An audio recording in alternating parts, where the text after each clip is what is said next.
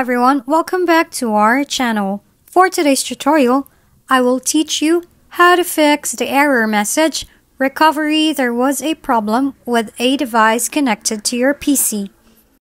This error code always has to do with the boot process for Windows.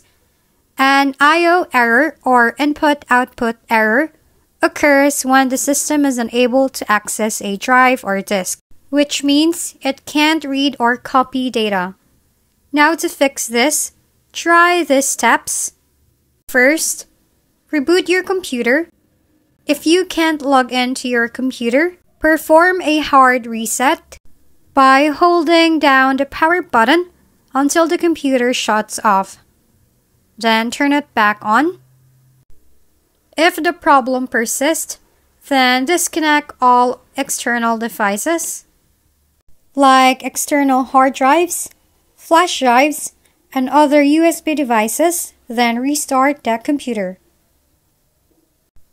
Now, if Windows loads successfully after a reboot, scan Windows for errors, open the command prompt, and run it as administrator. Type this command code,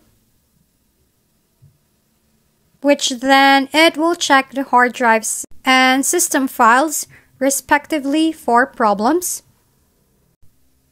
Also, if you're able to boot into Windows, check to see if all device drivers are up to date, then update it if not, particularly those related I/O ports and storage.